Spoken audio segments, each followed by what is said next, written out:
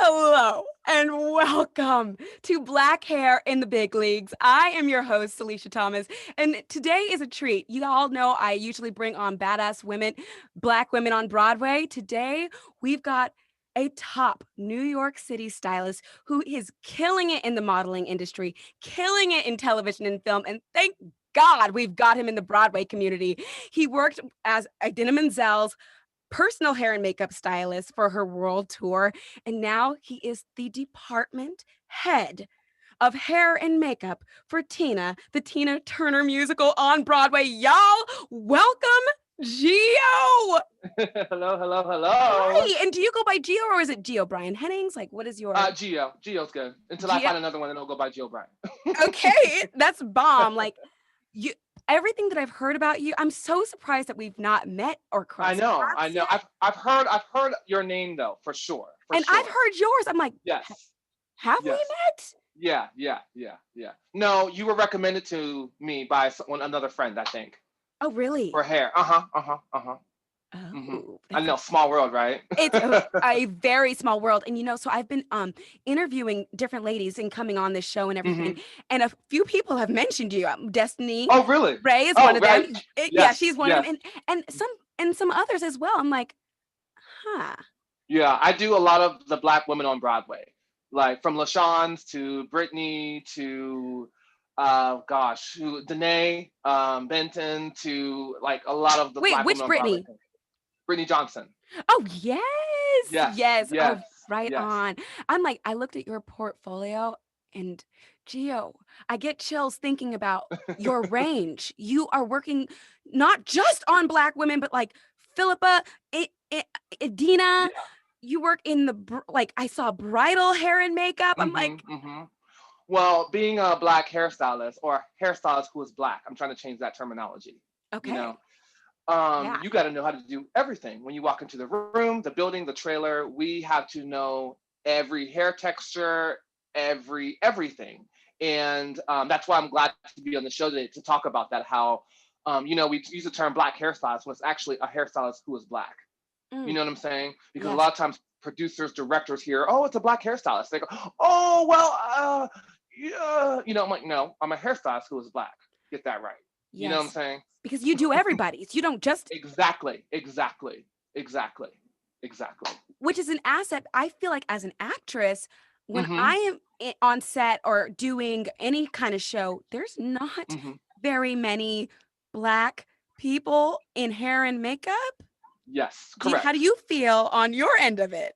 There's not, and then the ones that are really good are working full booked all the time, right? So there's this thing of like, oh, there's not enough, which there's not, and then people go, well, I've never met any, because a lot of times we're working all the time. We're going from gig to gig to gig to gig, just like when Black Broadway, you know what I mean? Those actors go from show to show to show because it's a small pool and producers and directors are comfortable with that already. You know what I mean? Yes. Honey, we're about to tell it. But as for Broadway, what shows are they hiding in? Where are the other Black department heads? I know Cookie Johnson. I might be messing her name up. I know Cookie. I know of one. And then John James, rest his soul, he passed away a couple of years back. And he was, actually, I worked on Spider-Man also. And so he was my first show I worked in. He was a Black supervisor. And then we had Corey also. He was an assistant supervisor. And then after that, I've never had another Black supervisor. Okay, so I feel like I still have fingers left over after the names that you just... As far as supervisors, I don't know a lot. I can just be honest. Personally, I don't know a lot, so which is crazy, right? Why? Well, you have to be in the union to do hair and makeup for Broadway, TV, film, right? And the union itself, it's a great union, but the union itself is very hidden. It's this very like mysterious, how do you get in the union and this and that? And then once you're in it, you're like, oh, right, go to the website and do this and do that. But it's one of those mysterious things I didn't know about the union until I moved to New York. I didn't know what that was. I didn't know what the formalities were to get to work on TV and film. And I feel like right. With Black hairstylists specifically, I can't talk about anyone else because I don't know them, but it's just like, it's a very small world in the first place. And then when you're going on set and you're working with these Black actors and actresses and so on, it's just a very small world. And then it could be a little bit of like, well, I don't want to tell you because I don't want you to take my job. You know what I mean? It's a little bit of that and a little, it's just so, but the world is opening up more. There's more opportunities also, because in New York, at one point we were filming more TV shows than LA, you know, Wow. not reality, but actual scripted TV shows. We were filming more than LA I don't think a lot of people know that, because everyone No. thinks LA is the place. Everyone thinks LA. I always, for some reason, I always thought there was more opportunity for Black actors in New York, more so than in LA. Interesting. I mean, look at Orange is the New Black. You know, Right. that was a big Netflix thing that no one knew about, and it became this big thing. But look how many Black actresses they had on that show, and Right. people of color. You know what I mean? And then you go to LA, I can't name a show that has. I mean, honestly, like when I lived Right? out there, I felt like the token. I knew that there Yes. would only be a few of us, and I already Mhm, knew them all mhm, by name. And when I got mhm. to New York, I'm like, So many, right? oh my gosh, So many. Yeah. how am I going to stand out? Like, Yeah, exactly. there's so many. Exactly. It's Talented, so many. beautiful. So many talented, beautiful, different shapes, sizes, and different hair textures, and Yes. you know, people would know. You know, I know so many girls who have shaved off all their head and still working, still booking. Right. Which is crazy. I take that. That's not crazy. That's how it should be. You know what I mean? Because all they're going to do on Broadway is put a wig on you. Exactly. Exactly. You know? Yes. So, yeah. And you know, like, I don't want to cut my hair. I don't want to do this. I'm like, why not? They're just going to put a wig on you. And they're like, well, producers. I always hear this a lot. Casting agents, producers don't have imagination. I'm like, why not? Make them have an imagination. Like, honestly, you know? though, and that's why how don't we? You know. That's how it's always felt like. Oh, if I change my hair color, I can't because my headshots look like this, especially if you're not established and you're trying to like get them to remember you. It's like that fear of, but I always say this. I get a lot of new actors in my chair, just moving to New York, or a lot of people who want a makeover, or you know, a new fierce haircut, and they're like, oh, my headshots in this. I've worked with a lot of actors, so the ones who literally do what they want and don't care book the most work. You know, because what happens is you're trying to fit yourself into this box that you're never going to fit in. You're never going to fit in that box that casting director told you. You better preach right now. You know, but I'm saying you're never, you know, well, I can't wear my hair natural. I should get this. I should do a wig like this. I should have blonde, or no, I shouldn't do this. We get so stuck up in these boxes that has been checked off for us by casting directors and agents. Hello, we just found out there are no Black casting directors hardly on Broadway. Right. You know, to a box that they can't even imagine. You know what I mean? Until we have a different show come along that are like, oh, there's a Black person behind the table. There's a Black person at the top. And they're like, no, that's why, you know, for instance, Hamilton is a perfect example. All those girls have all different hair because guess what? They knew that they were going to put a wig on them and it's going to look like. And they could see that. They could see that. Yeah. You know what I mean? Yes. Yes.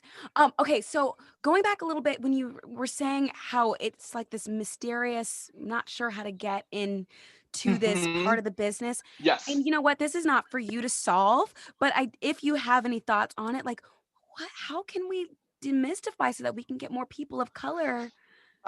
Local 798, that's hair and makeup, IATSE. So Local 798, you can go to Local 798 website. You can find out how to get in. You can submit your portfolio. Okay. You can do all of that. That's what I wish somebody would have told me that when I moved to New York, like right away. You know what I mean?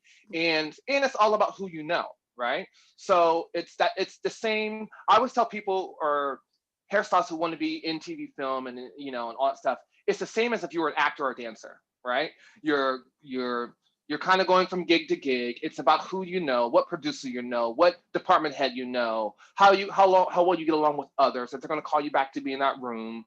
You know, I was on Spider-Man as a designer request. So it was about the designer needed someone who did a specific type of hair or all hair, right? And I went in, I was a designer request.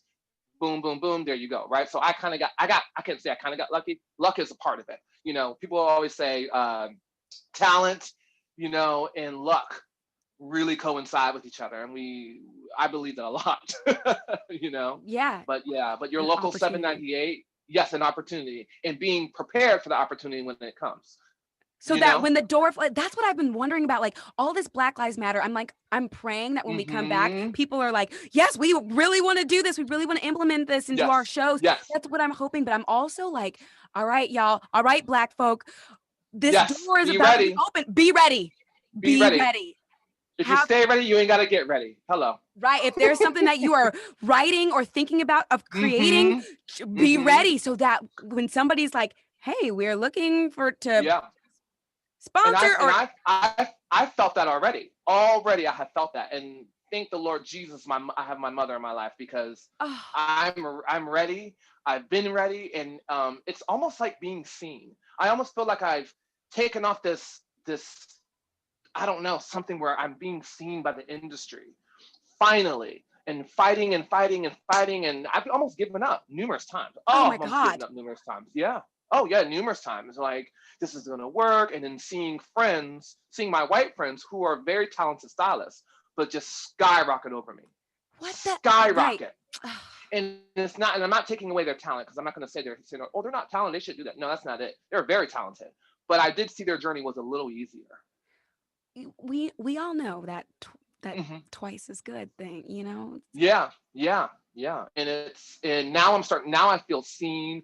I have people calling me and getting products in the mail. I'm like, I have chills. Okay, here we go.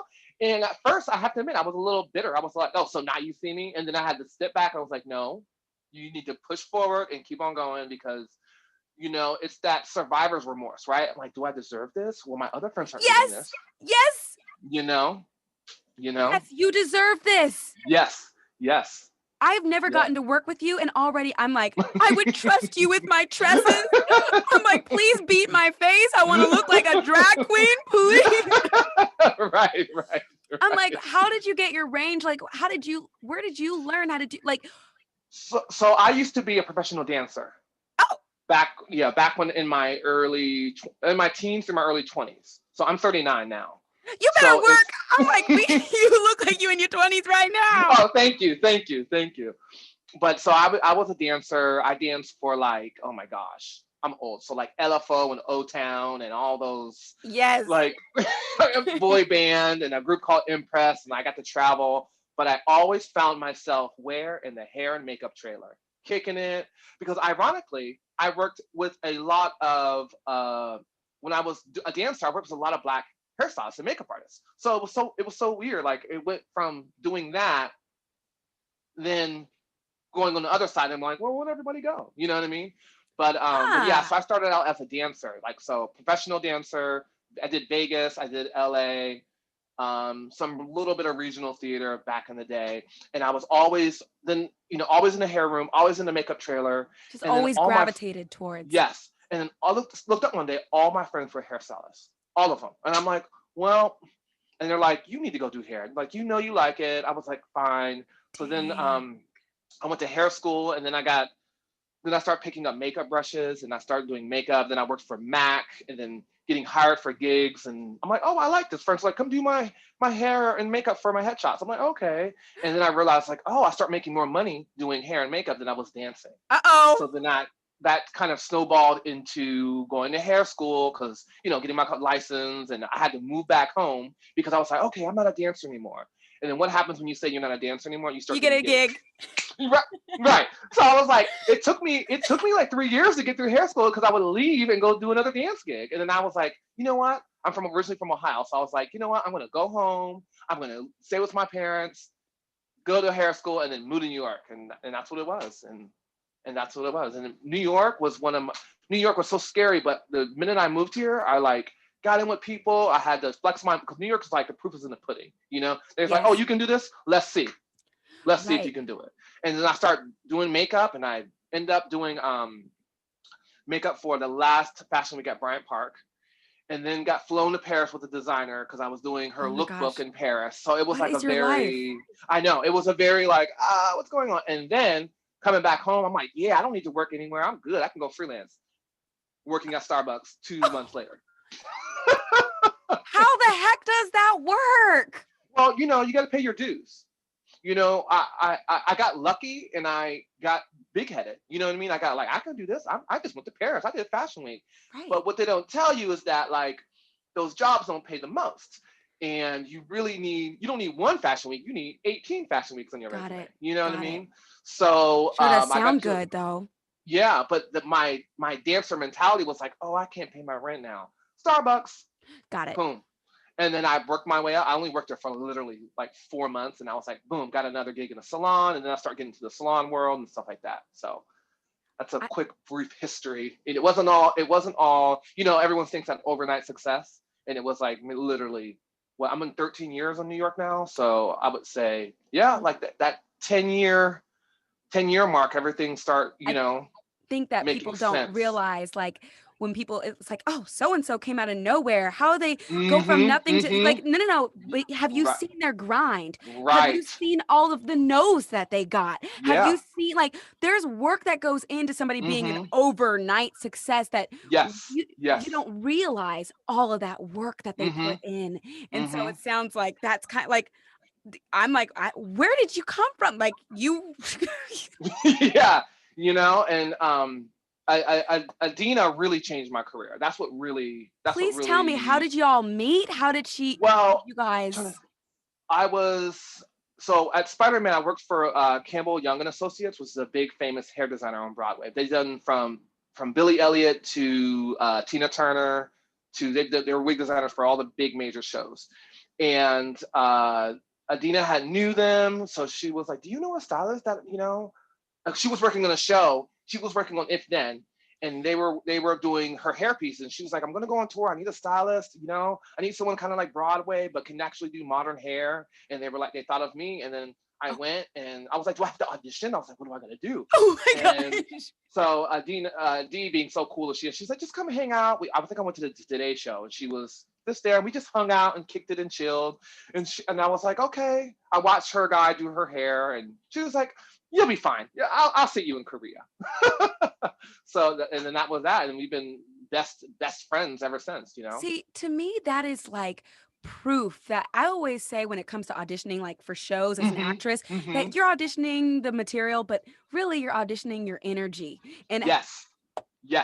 And I always tell people, being a set stylist and a personal hair and makeup person, it's when you get to that level, they already know when you walk in the room, you kind of can do the hair. They know that you can do the makeup. It's about the vibe and the energy. Right. And that's what's the most important. Making, when you're walking up the star to the stage, right before she goes on, you hear the crowd going, you have to be that sense of calm. You have to be that sense of calm and that rock that's there. And you're not giving them excuse my French, no bullshit before they go on stage.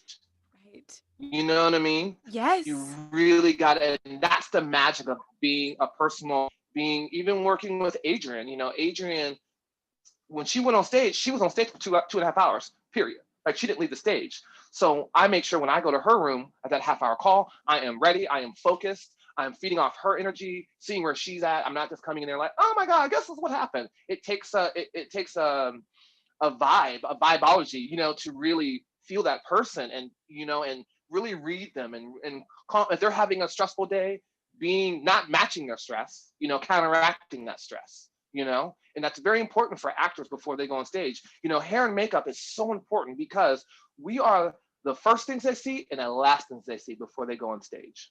Yeah. Right. And so your energy just has to be, I always tell my team, we're not curing cancer. We're just chill. We're helping lives. We're not saving lives, but we are helping, and I like a very controlled, easygoing. I like to play, on Tina, I was playing music every day. On Sundays we played jazz, like from Paris, because it was like the last day of the show, and it was very calming, you know what I mean? But you gotta have that, hair and makeup is not just there for that. You're there for an energy too, That is so wise. It is so like I have never thought about, like, as the actor, I'm like, oh, like Mm-hmm. you go into a room, put wigs on, and for you to be so aware and so conscious of like, no. Yes, like physically, I'm doing your hair, I'm styling your wigs, I'm putting them on, I'm pinning them on, whatever it is. Yeah, that's what we're like physically doing. But baby, I'm doing so much more for Right. you that Yes. like not everybody is consciously thinking about. Right. And it Yeah. makes a difference. And I've seen when things don't work with the leads or whoever, and for the people to not have pinpointed what you have just said. Right. They're like, I I mean, don't you know. really, Like literally, I've seen somebody who's like, well, I see you working with the lead and then telling her secrets to everybody in the building. That's not a good and thing. right. That's not a good look. That's not a good look. You have to, yeah, you can't be telling, you know what I mean? You can't, no. You because can't. you're part therapist and I, too. yeah, right. And you really can't, hello, like you can't be telling, no, you don't be telling no secrets. No. Okay, I might be like, guess who I saw going up to the dressing room, but not like, well, this is going through this today. You can't do that. Because I feel like, especially when they trust you so much, Yes. they can tell you And anything. you have, yep.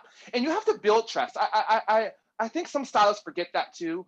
You have to build trust with the actor, especially a lead. People are like, well, she didn't say hi to me, and she didn't. Okay, she don't know you. Right. She don't know you yet. You know what I mean? It's like, well, I'm like, no, you gotta build that trust because you're gonna get to that. But if you don't know somebody, you can't. It's not personal. Especially the first week of tech, the first 2 weeks of tech, it's not personal. They're trying to learn their show and learn you at the same time. Right. And you have to respect that. And you're learning them at the same time, Yes. So you really gotta know that. You gotta know your dance captains. You gotta know, like Tina, Leandra, love her. She Leandra. She was our dance captain. But me and Leandra had a very great relationship because we had to know what was going on with everyone in that theater, especially when someone called out or didn't make the whole show. You got to have these relationships with people because, you don't know what's going to happen. We had a lot of things on Tina where we had to switch out of Tina at the very last minute, and then Leandra was going on, or this person was going on. Oh, gosh. But you got to know, you got to have a conversation and relationship with them. So when those big hectic times come up, no one's getting an attitude. No one's getting their feelings hurt. They know you're about business and I'm about business, and we need to get this on. I feel like you are the type of person who I would want in the room, who I would want near me. Like if I had the option to say, like, who do you want? It sounds like I would be so safe with you. Well, and I think with Tina, I was pressing for this job, and I thought it was very important that we have a Black department head of hair on that show. I thought it was just very, very important because we're representing Tina Turner, and any Black person to tell you it's all about her hair. It's all about Tina's hair, the journey of it, the styling of it, the products you use. It's so iconic. And it's so iconic, and for a Black person, it's not just it was just really pretty. It's a feeling. Yes. When people come see that show, they go, oh, when that hair came out, I had shivers. It's a feeling for us because Black hair, we really, that is hair for Black women is truly their crown. It is truly their crown. It is truly, they like to decorate the crown. Black women change their hair all the time from when they're a child, right? Yes. So I felt when Tina had the show coming out, I was like, I have to be on the show. It has to be a Black supervisor because it really had to represent us through our hands, literally had to represent us. So how did you pull this off? Like, how did you? The same people who got me Idina, they called me. They're like, you need to be on this show. And they were very adamant. They were very adamant too. They were like, yeah, this show needs a Black supervisor. I even had girls come in from Ain't Too Proud, and because we had another shout out to Monique. She was one of my hairstylists who helped me so much. She would make wigs for some of the other girls in shows, and they'd come in and be like, y'all got edge control? Y'all got it makes a difference. Shine? Y'all got Afro picks? What's going on? She was like, what's going on? What? I'm like, well, yeah. And I just, I just thought, and I was just like, well, yeah, what would we have? We're used to just white products. Yes, and it was and not to put down any other supervisor in any other show. That's not my goal. But it's very important when a Black person walks into a room, especially a Black show, a Black hair room, Black wigs, Black texture, you need to have those products that coincide with that. Not because, no, because that's what works for our hair. If you're representing that, it should be authentic. Yeah. If you're trying to force it, it's not gonna work. You know Yeah. what I mean? Not only that, but just seeing hair picks, seeing edge control, makes Yes. me feel like, oh, I belong here. It makes me feel like Yes. I'm in the like I deserve to I'm like in the room. I'm in Yes. the room. You see me. Yes. I feel a part of it instead of an Yep. outsider. An outsider in a room that you should feel completely inside of. Exactly. You That's know? one thing that I hope does change where like all Hmm. of these rooms that we go into, like the little details that Yes. like, The little details. It's in the little detail. I'm a very detail oriented person, but the little details and and just seeing and we had girls that came in and took their braids out, and we had to like readjust the wig a little bit because I know that she can't have those braids for 2 years. You know what I mean? right. And we had to figure something out, to when they're taking their braids out. We had one girl with locks and her hair was only growing, and I'm just Right. telling the designer, like, hey, we're gonna have to, we can't just be cutting locks, but just to have the Right. understand about it, to be able to understand, and then girls coming up to me, hey, can I get this sew in? No, no, you can't get that sew in. And you know why? But it's a little. Uh-oh, I hit. Honestly, though, if I was told that by like I'm can't believe I'm saying this, but like if Mhm. I was told that by somebody who is Black, I'd be like, okay. Right. Right. It's and I'm it's like, and okay. it's crazy because but the if we dive deeper into that, it's because that I know exactly what goes into that and Exactly. why it will not no Because you just don't care to figure it out or anything. No, exactly. you know. And like for Yeah. those of you guys who are listening right now, on Broadway, a lot of times when you get a wig Hmm. made, it's made personally for your head. Yes. And so how you walk into that wig fitting, however your hair is, if you've got long braids or if you've got a buzz cut, Hmm. like your wigs are kind of built Built around for that. Yep. for that. Hmm. So he's saying like if somebody he knows no one's gonna have braids in their hair for 2 years. I mean, Hmm. Well, yeah. and yeah, and even when I'll do things for stuff now, and if it's a Black girl, I'm like, she got individual braids, and I'm like, you should take those out before the head wrap. Oh, I know, but I'm like, I'm telling you now, you should do that because if you take them out, your wig is going to be so big, Right. or don't get the braids as big, or make sure you can wrap it, or if we do a one time we had a girl take something out like braids, and then she got a sew in, but we made sure the density in the sew in was the same as the braids. Okay. You know what I mean? But See, that's very, but that's because I know Black hair.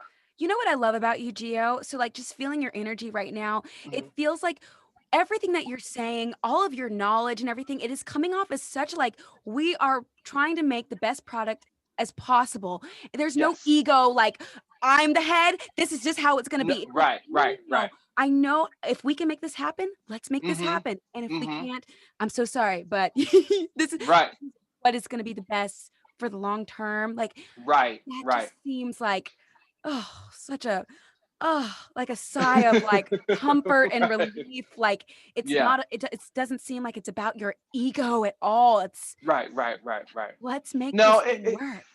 it's I want to make the show look good. That's my end goal, is to have the show look good, have the designers happy, have the director happy, have everyone happy. And you can do that, but you just got to have your knowledge of hair and wig preps and dreads, especially, and I'm talking especially on a Black show, right? And it's Right. just, you got to have that knowledge before you go in and tell girls to cut their weaves out or this or that, or Right. and I Right. know it happens. I know it happens because I know some people do. On the flip side of that, we've had people come in. I'm like, this is, your wig doesn't fit, Right. you know. But it's a journey. It's a journey, and I want to help push Broadway farther along, especially in that hair category. You know what I mean? And Yeah. it's just I'm like, so you've done Spider-Man and you're doing TyNia, how have you not Mm-hmm. done every freaking black show? Like, I would want you in every room. I would feel comfortable with you in every room. And I feel like anyone who has worked with you probably feels the same way. Like, how have you not taken over yet? You're Well, like, Broadway, once you do a show, it takes you out. It takes you out of the game for a minute. It takes you out for a minute. Like TyNia took me, TyNia was the hardest show I've ever done in my life.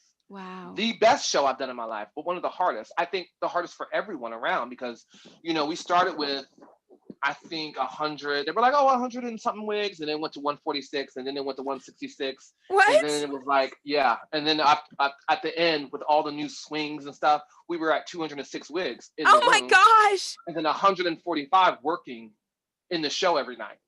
So, and I was also doing Adrian's full makeup and full hair every night, the special effects of the blood, and then taking her up, wiping the blood off, and I had hot towels ready for her to take the makeup off and then reapply within 15 minutes for intermission. You know what I mean? So that was a hard show. And then 76 flights, the Le Fontaine is all stairs.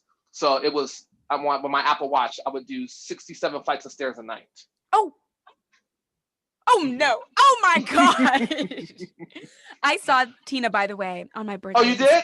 Oh, yay. The last show that I saw before. Wow. My birthday present in February. And it was so magnificent. And like, it's nice that I can picture the blood and I can picture all the wigs and picture the hair. It's like, it was really, really well done.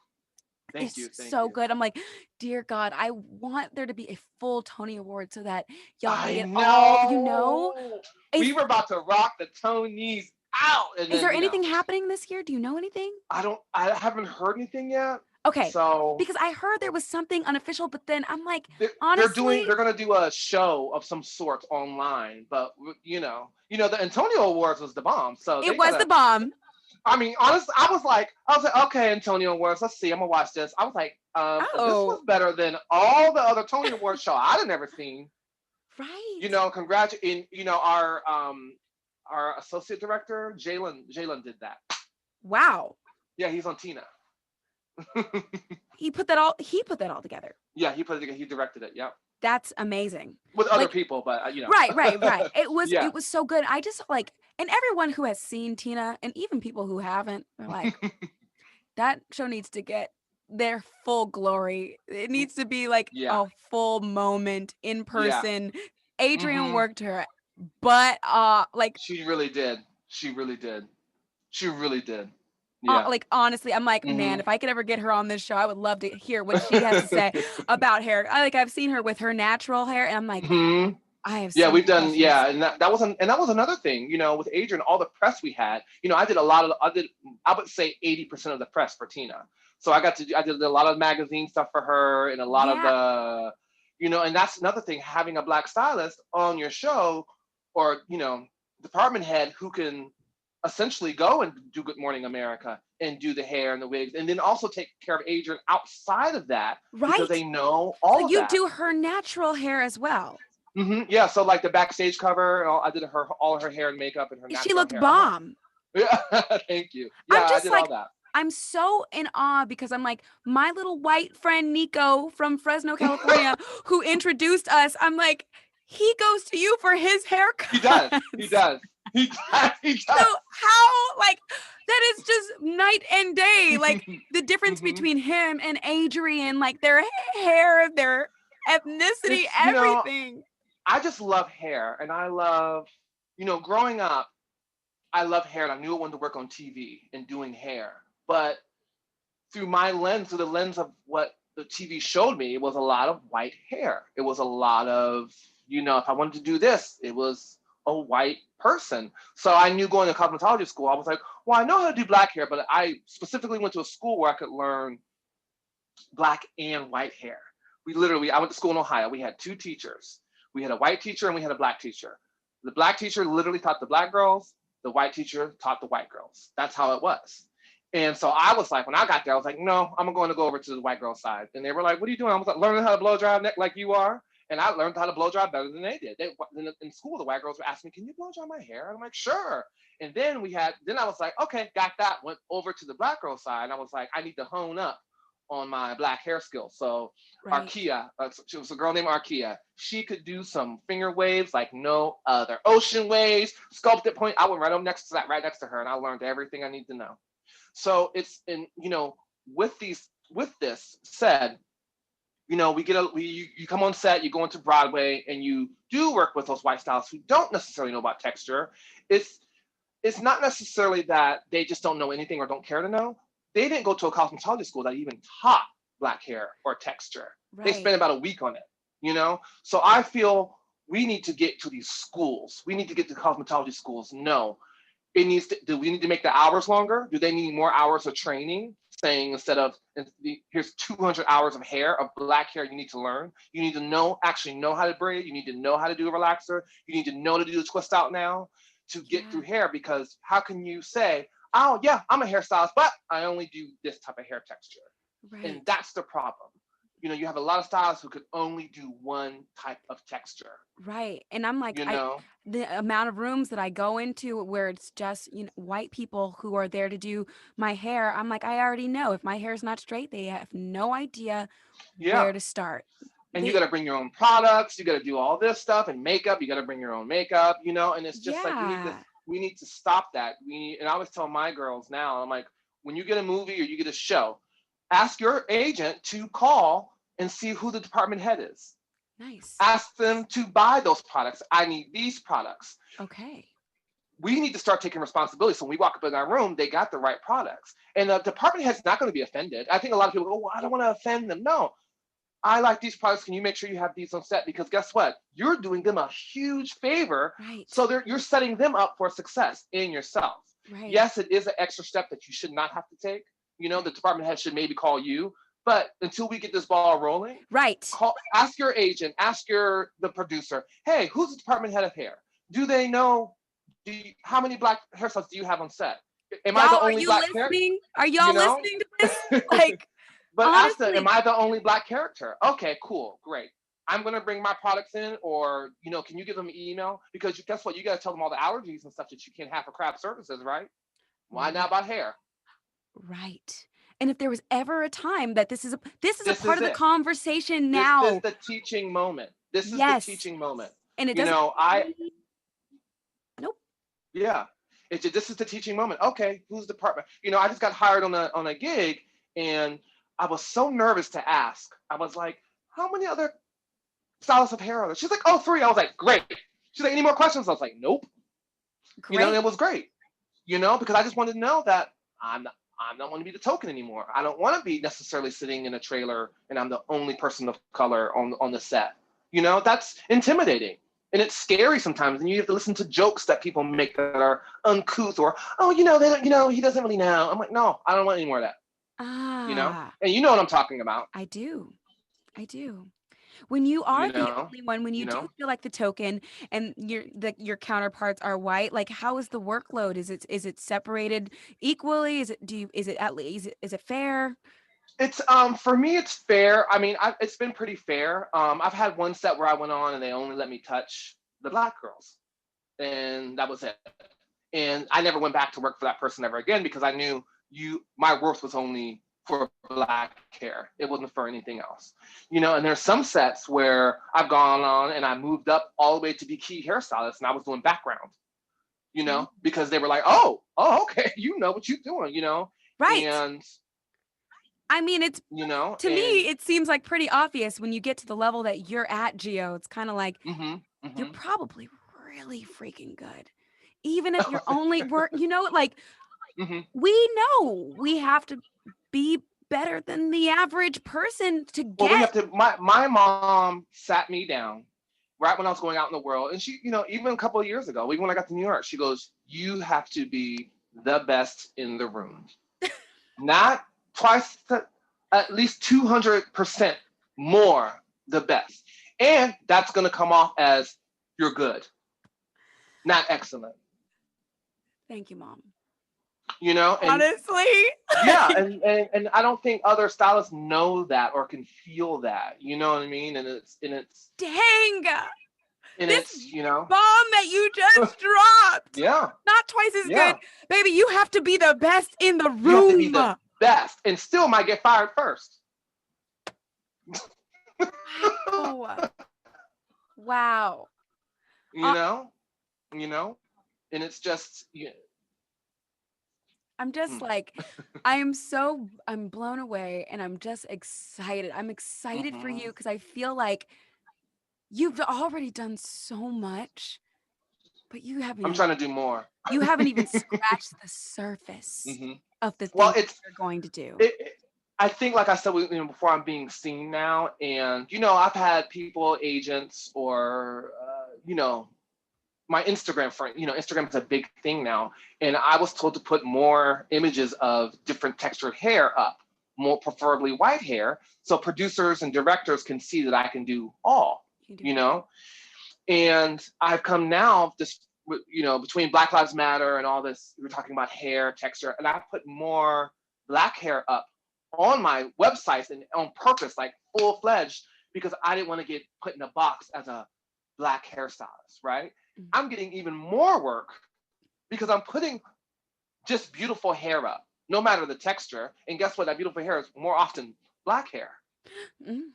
I mean, because you can do more with it. You can do so much. You can, and it's so just versatile. Like, it's so versatile. I get a lot of new clients, and I'm a glamazon. I love glam hair. I love natural, but if you want natural, it's gonna be about big. Like, it wouldn't be a little fit. Like, I love big hair. I'm a big glamazon. Like, all my clients walk out with big hair. Do not be surprised if I'm like, you better come on by. Salisha, I really think that we've talked before on the phone about doing your hair. That's the gag. Is that what it is? Yes. Long time ago. Probably when you first moved to New York. Were you working at a certain place? I was working in Harlem before, and now I have my own studio in Chelsea. Oh, but I was working in Harlem. This is a done deal. I'm going to set aside my little unemployment check so I can come in and let you do whatever you feel like doing to my hair. I would love that. That's so funny. But yeah, we gotta just move this conversation forward, and I'm trying to get natural hair. My responsibility as a black hairstylist and a black head, I want to start putting more natural hair on TV, on Broadway. So like when I do a look, not, because I can press you out and give you beach waves just like, any other girls. Yeah. But what about that, afro pent up to the side, you know what I mean? And all that stuff. And so we gotta, as black hairstylists, we need to start pushing more of that natural hair narrative forward for when we're making styles, for photo shoots and stuff like that, I honestly feel like, as somebody who grew up without having that representation, without having those role models on TV, like the more I saw it on TV, I'm like, oh, is this okay for me to wear my hair like this? Right. The fact that you have said that is literally my whole inner monologue for the last few decades of my life. It's like, the more it's on TV, representation matters. The more we see it, the more it's like, oh, that is beautiful. Oh, she looks great. Doesn't she look great? She looks great. This is a thing. This is mainstream. Bam.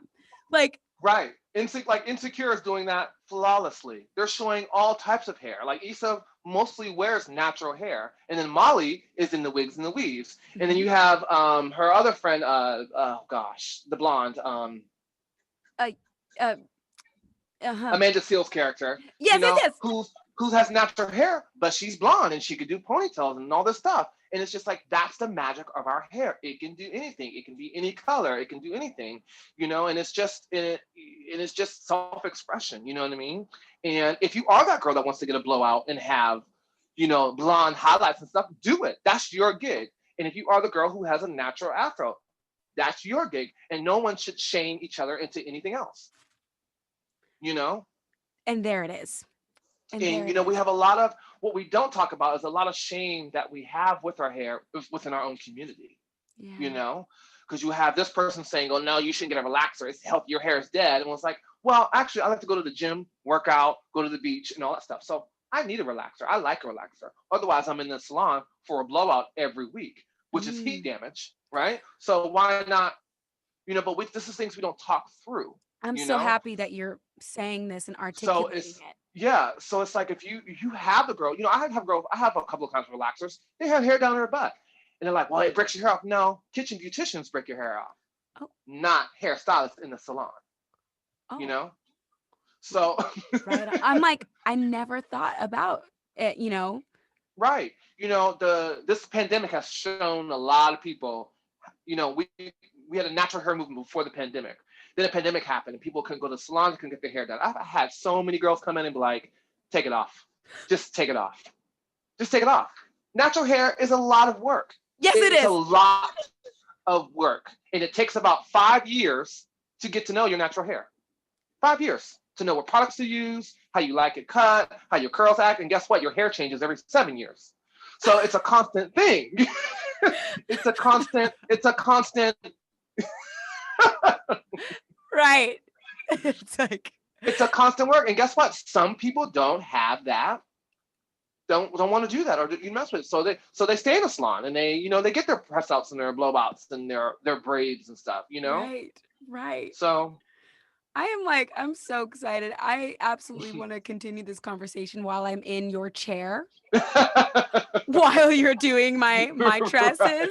I'm so grateful that you would come on this show and share your spirit, share your energy. This is great. This is a conversation we need to have. Like I said, I do a lot of Black Broadway, specifically hair, and everyone has different hair, and everyone's scared of color, and everyone's scared of. I'm like, girl, you need some caramel highlights. No, I can't do that. My grandma said don't ever color my hair. And I'm like, is your grandma still alive? Like, what is going on? You live with your grandma? No, I just heard that my hair gonna break off. What? No, it's not. I promise. It's not. But we need to move forward because what your grandma's saying, relaxed hair couldn't be colored. Grandma's not thinking about natural hair because natural hair was not even a question in her mind. And that's a lot what we need to move forward too, And it's just we hold on to these myths and legend things, about Black hair, and then we carry that on to set and Broadway, and a lot of times it doesn't match up. You know what I mean? And it's like greasing the scalp. You know where greasing the scalp comes from? Where? You don't know where greasing the scalp comes from?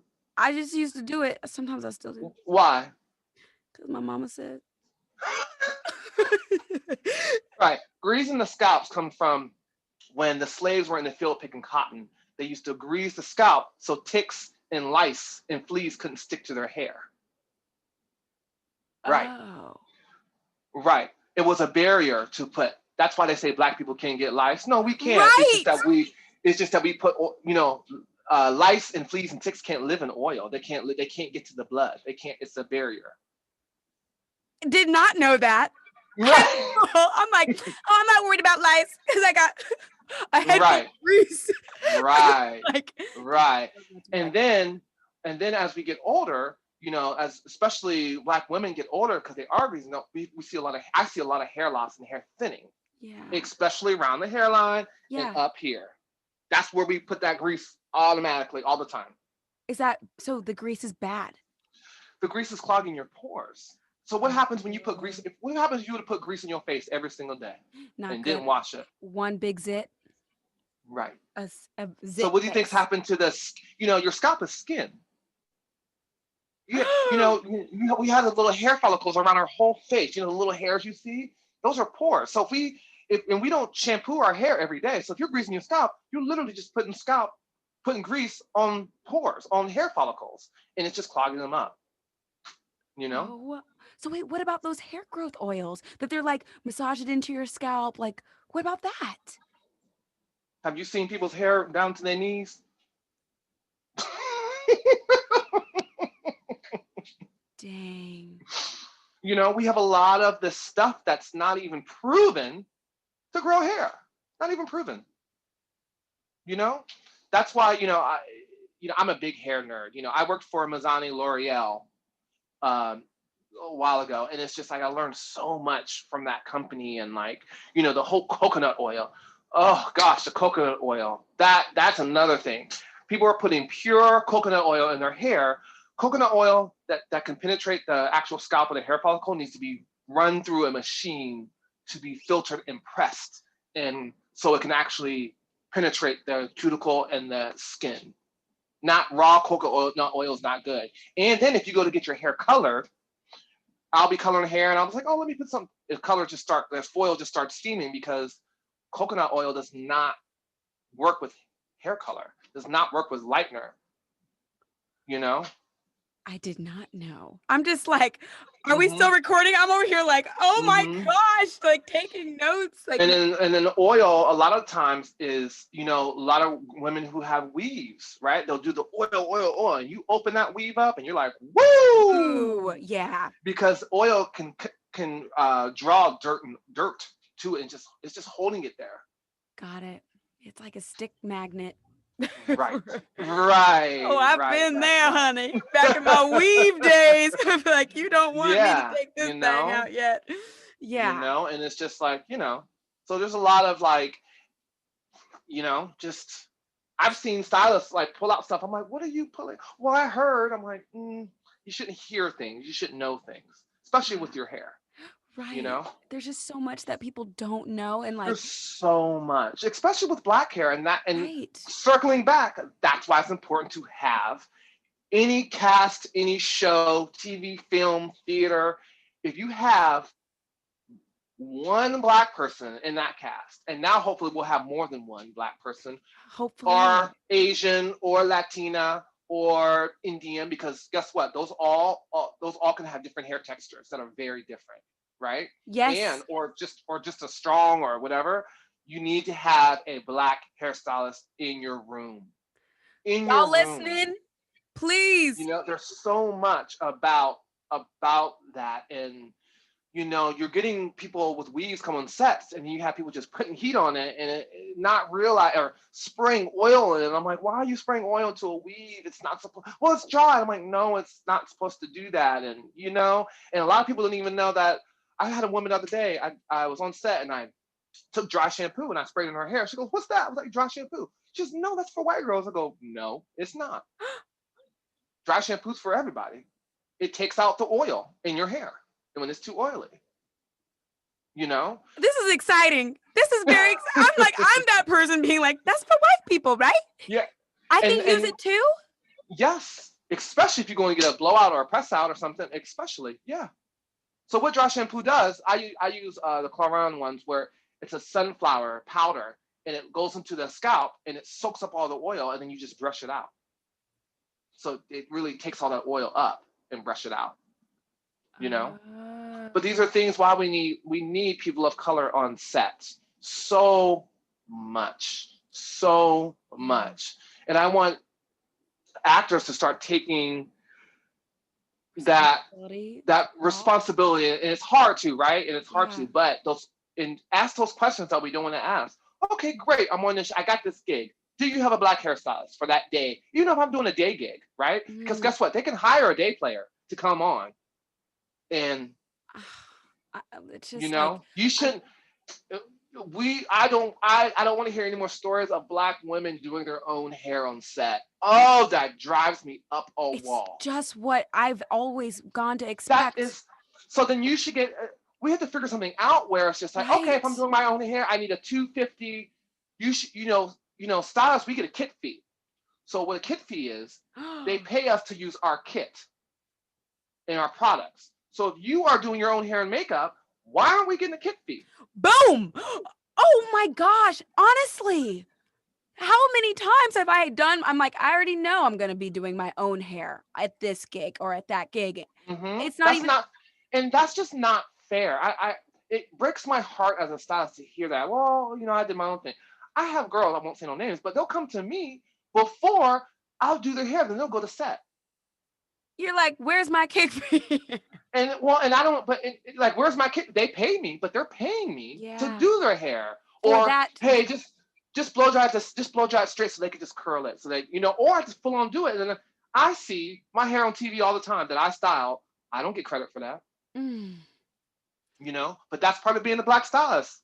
Wow. That's part of being a black stylist. I get a lot of people that, they love my hair on set. Great.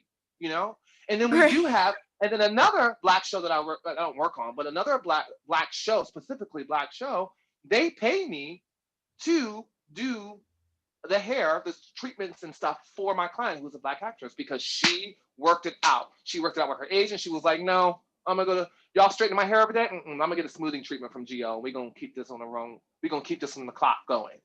Good. You know, and then the production pays me. And I wish everyone did that. I wish everyone did that. But at the minute you got to pick up your hair and do it, we need to start taking a stand. That's where it starts. If we just keep on doing it, it's not going to change. Which is why it's been like this for so long. But and now is the time. But the minute you sit in that trailer and you go, oh, you can't, oh, you just do your own hair. Oh, here you go. No. And you should, I always want to say, walk the set looking crazy. Walk the set looking crazy and sit right in the camera. Oh, you don't like my hair?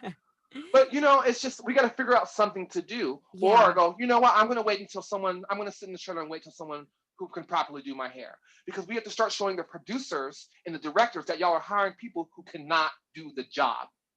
Right. Right.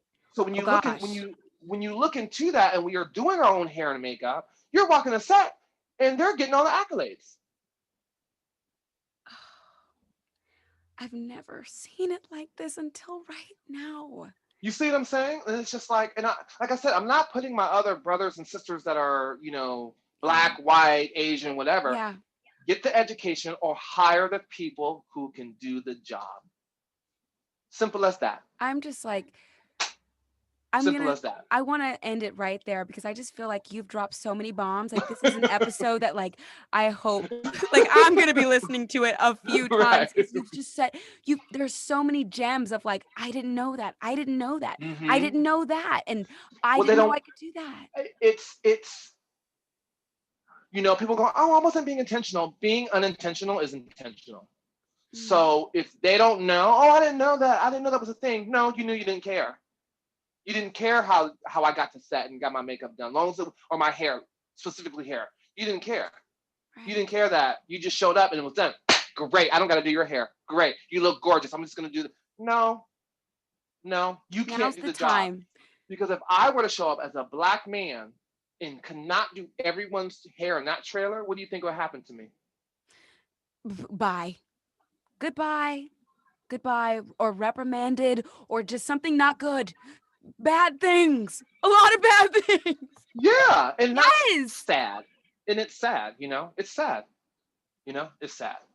So my gosh. We just got to move forward. And there are, and I do want to say there are a lot of white stylists out there who can actually slay some hair on both. But guess what? They're always booked. Yeah. Because they can.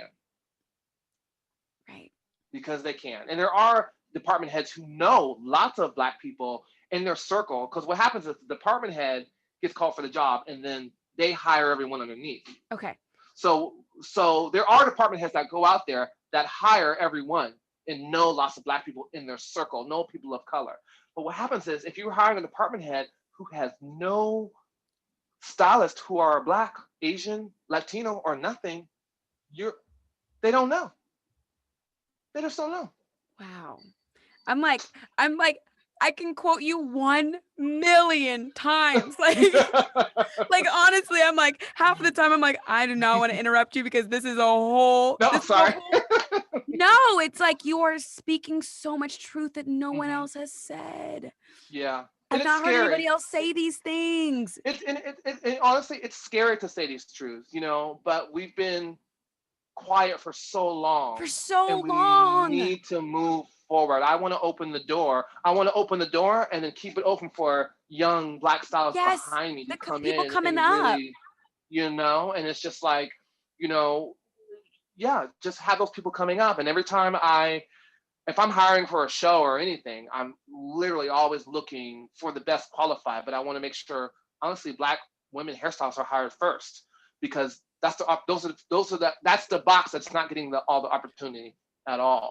You know, I'm a gay Black man.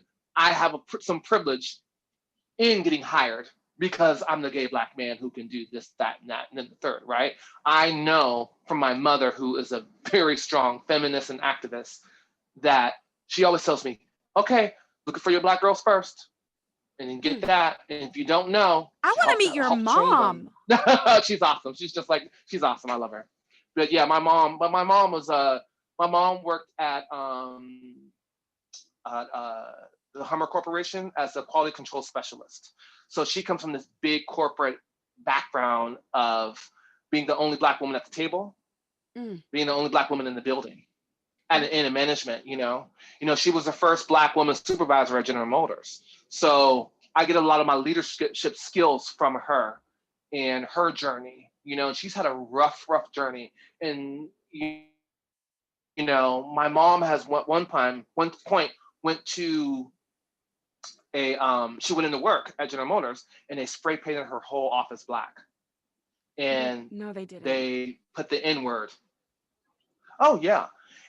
But these are the stories we don't hear, right? These are the stories we don't. I told my mom she should write a book. My mom has some crazy stories, but these is what we go through, and Geo, it's important. how And is then that real? No, seriously. It's real. But it made her stronger, not retreat, because the goal was to get her out. Like, you know what I'm saying? But it's just like, and with that said, we have to make sure when we have these Black supervisors and we have these Black hairstylists, as Black people, we support them 100%. And that was the great thing about Tina. The cast and crew, especially the ones of color, supported me so much, had my back. And that's what we need. Because a lot of times, not a lot of times, but sometimes it can't be that way. It's not that way. Because everyone's scared that someone's going to say something and, it's a scary thing, Yeah. But, I want to make sure that we support those Black hairstylists. I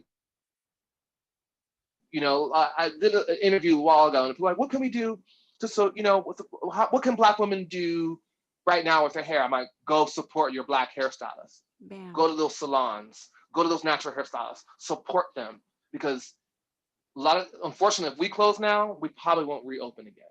Oh. But I always tell people, go and support your Black salons. Yeah. Go. Especially so we can get them in to the next room. Yeah. Yes, and keep those doors exactly. open. Yes. Yeah. And keep those doors open and get them so we can get them on set and stuff, Oh my God. I love you. I'm like, I know we just like talked for the first time. Well, maybe not the first time, but like we're meeting for like the first time right now. And right. Yes. I want to say thank you so much for coming by and sharing your knowledge and your wisdom and your expertise. You're the freaking bomb. You're the bomb. All right. Okay. I'm gonna end this. Hold on.